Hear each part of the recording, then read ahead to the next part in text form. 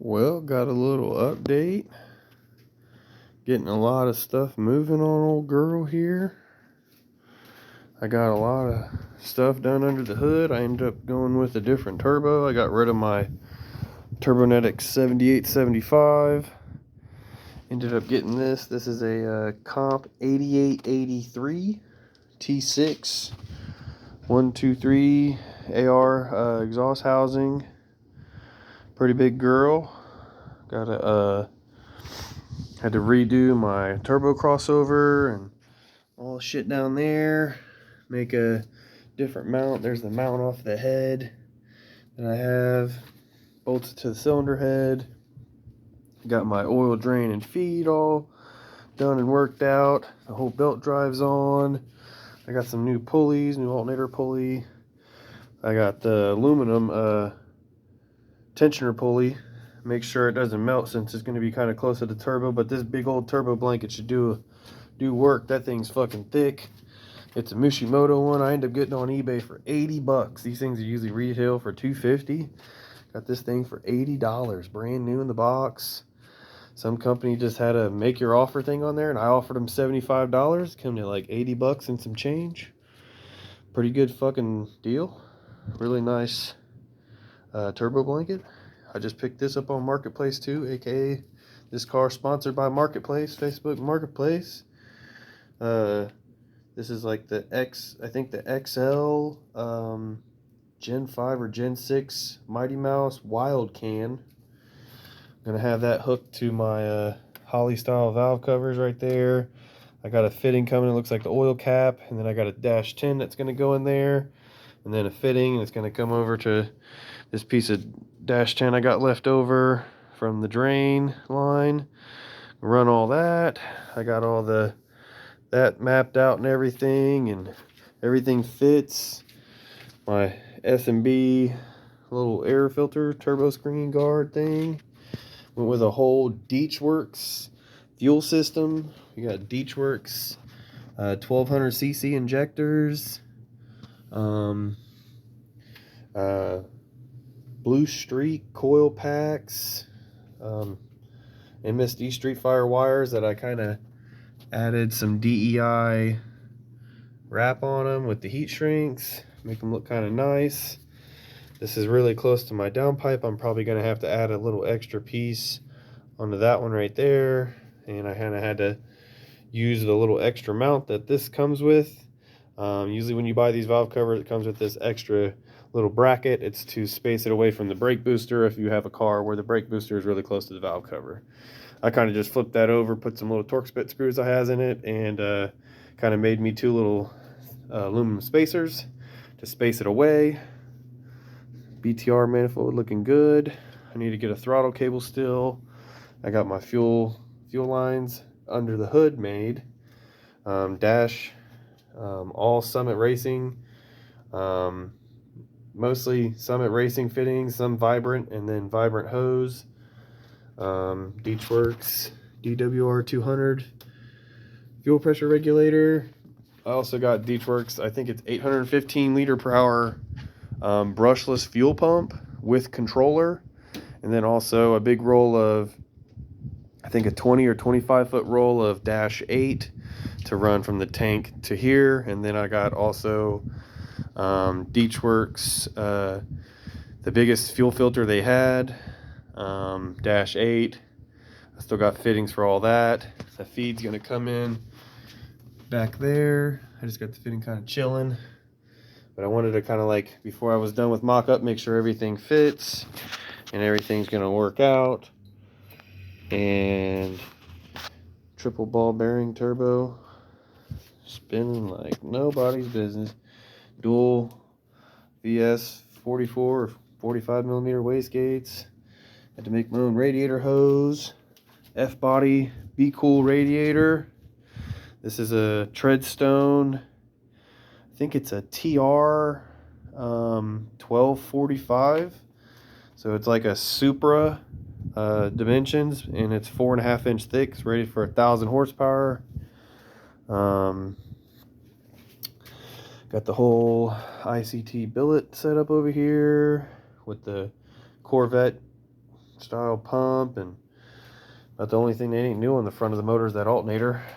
I might end up just getting one of those because it's annoying and not as nice as everything else. Here's my passenger side intercooler pipe. It goes something like this. This black part hooks onto the intercooler. This part comes up and goes down there and hooks to that Fleece Performance elbow adapter, which I think it's kind of meant for a Dodge Ram if you were to put a big turbo on it.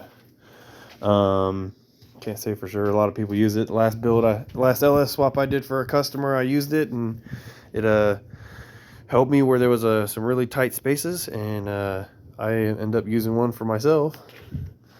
See the drain line down there, Summit Racing. I like their fittings. Their fittings are really nice. I've never had any problems with them. There is a few Russell's fittings right there on the bottom of that, -6. Gotta get some, kind of used two different, steam vent kits. One like this in the front, one in the back. I was going to run a 1/4-inch line over here to a 1/4-inch T, hook both of them in, and then run a little 1/4-inch line, and then drill and tap right here and run that in there. This is new Motion Raceworks Rife intake air temperature sensor.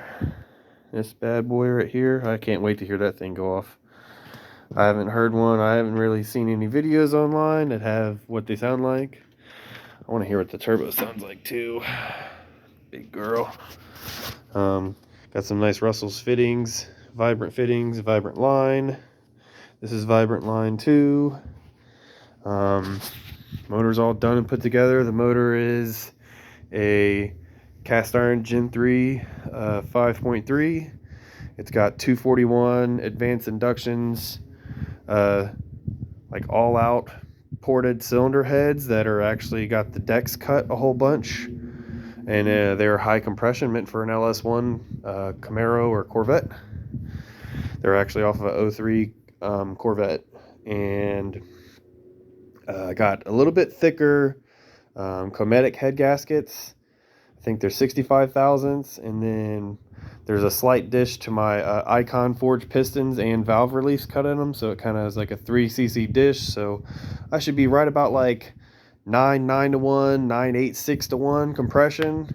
At the very most, I would probably be at like 10 flat, but there's no piston to valve clearance with my stage 2 sloppy cam, comp cams valve springs, BTR trunnions and rockers, and all the valves were taken out and pressure checked and relapped if they needed to be resealed, which was only one valve. BTR manifold, BTR fuel rails, bunch of ICT billet parts in the front, all F-body accessories in the front. It has a GM Performance parts, like F-body replacement oil pan, all new timing chain, Morel lifters, ARP head studs, stock main bolts, Eagle rods, ARP bolts on those, OACT billet valley cover, lots of stuff. There's my coil stuff. My garage is a freaking mess right now. I need to clean some stuff up. Here's the transmission that I'm going to be running. This is a CD009 out of a 05 to 06 350Z. I think mine was, I actually pulled this part off, and you can for sure look in there and see there's this bearing plate thing. If it's in a two-piece, it could not, it's not a CD009, 99%. But if it is a solid piece, that is the updated version that they made for this transmission with the better synchros. So this is actually confirmed to be a CD009, and it's got a FabBot CD009 to LS adapter kit, which is the billet adapter, a 4L60 bell housing, so I can use just a cheap Chevy starter. Got the remote bleed line and the clutch line right there. I think this thing actually has a, you can't see it, but it's down there. You kind of see it a little bit. I think it's a Z1 Motorsports billet motor mount. I didn't even notice that was on there till I cut the bell housing and did what I was doing to the transmission. That's a $500 transmission. It's only got about 100,000 on it, miles. When I opened the front of the casing up, it looked beautiful inside. I still have 4 liters of Redline fluid to put in it that came with my FabBot kit, and also a stock style T56 flywheel and the 12-inch diameter clutch cover. That is the race version, and also the 6-puck disc that FabBot has, where they take the T56 clutches and they put the centerpiece that fits the input shaft of this transmission.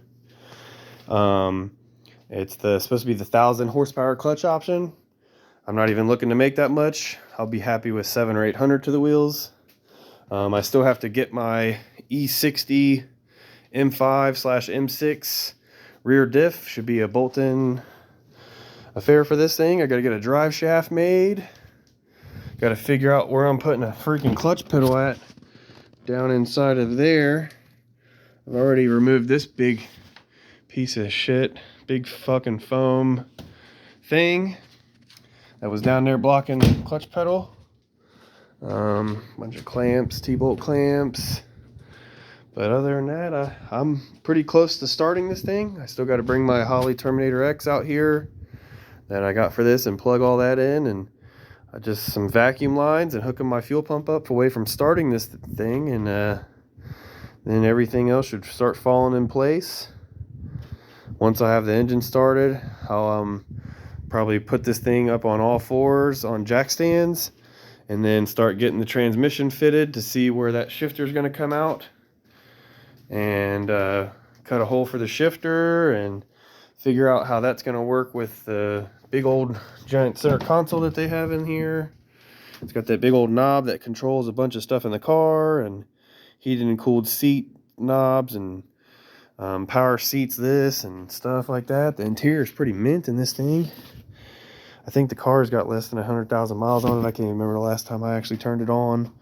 But smallest of the 7 Series. Not much body damage, but she could use a buff and maybe some fresh bumpers. I plan on getting a different aftermarket front bumper that's got like a lot bigger opening for my intercooler. Not that I don't think that thing's gonna have a problem. I'm still waiting for my 16-inch brushless Proform, I think, fan to come in. It hasn't came in yet. Need to get that. A wiring kit. I'm gonna wire that to the Terminator to be switched on. This side of the car is super dusty. Think about the only body damage I have is that dent right there, which I could probably pop that tail light out and just smooth that out with a ball peen hammer. Car's super dusty. Back seat. Thank God this is one of the cars where the fuel pump is right there underneath the seat. It's kind of dark, can't see, but that circle right there, actually with the white on my finger, it kind of, see, turn the flash on. Fuel pump's right there. I'll be retrofitting my Beachworks 850 liter per hour pump into the stock canister. Hopefully I can get the fuel level sensor to still work. If I can't, all else fails and I can't get the fuel sensor to work, I'll probably go fuel cell and then get a different, something for the fuel gauge. I'm going to probably use my Holley 3.5-inch screen for a while before I can get me like a Pro Dash or 7-inch or something like that. But trying to give an update on big girl here. Got a lot of stuff left to do. Got to get a drive shaft made. Main things is a few small pieces for the engine, drive shaft, dilemma. That was not going to be hard. I'm just going to have to measure that once I get the trans in and fitted. I'm going to have to cut up that mount down there and make me my transmission mount for this car, which there's one already under there that's made for a 4L60 because that's what this car had in it when I got it. was the 5.3 and a 4L60 trans, and I completely redid everything, sold the trans and built the motor and put a turbo on it and completely redid the whole car. So, and then once she's running and driving, I'll probably worry about getting some nicer brakes, probably off of Alpina, B7 front dual piston calipers are probably upgrades, some nice drilled and slotted. That'll be pretty good. This thing's already got really big calipers on it. I need to get some replacement metal gears for the electronic emergency brake that's built into the calipers. If I don't get that working, I will probably have to figure out somehow to have like a pole style handbrake, but this thing's an electronic handbrake. So I'm pretty sure that's probably either broken, possibly already fixed, or I'm gonna have to deal with it. So, and I'm planning on actually running, the downpipe is a 5-inch that comes out the back of the turbo. It actually has a 5-inch to 3.5-inch concentric reducer, then 3.5-inch all the way out, no mufflers. I'm probably gonna have it come out, and I have like a section of 4-inch. I'm probably gonna have to kind of give it a little bit more growl, and then it'll be coming out down here. There was like someone already had cut that out. I don't know why. These things usually have no cutout for the exhaust. So someone at some point in time, I think, cut that, or I'm not sure. I need to, I'll have it come out of there, and plan on picking my kids up from school in this thing, riding around town. It'll have a 362 LSD rear end out of an E60/M5 M6 that came with the V10 Lamborghini Gallardo motor. But you guys ever have any questions or anything like that, just let me know. This is a almost uncharted territory I'm doing here. I got sick of the simple LS swaps you always see, throwing it into a Mustang or another Chevy pickup truck, a OBS or a C10 or a Nova. Put it in something that's challenging. I like to see things that are different than everything else that's normal. And I can't think of nothing cooler than a big body Benz moving faster than a Corvette could. This thing would eat a Hellcat if I only had probably 700 to the wheels. Hellcats, after they make it to the wheels, is around like low 600s, high 500s. I've seen them on the dyno. So they claim 707 horsepower. That's not to the wheels. It's crank horsepower. So, and that's when the engine's brand new. Depending on if your lifters are already starting to eat your cam, like the Hemis love to do. A lot of American V8s like to have lifter problems. I can't talk shit between a Hemi or LS motors, and hell, even Fords have their problems. So every car manufacturer has some type of shortcomings. But I'll quit rambling on about this old girl here. Can't wait to get her done. I was hoping to have it done before my birthday, June 1st, but financially speaking, I don't think that's going to be possible. I'm doing this with just extra money I make on the side from working on cars. So, yep. I'll update again once I get the trans in the car and figure out some clutch pedal stuff, and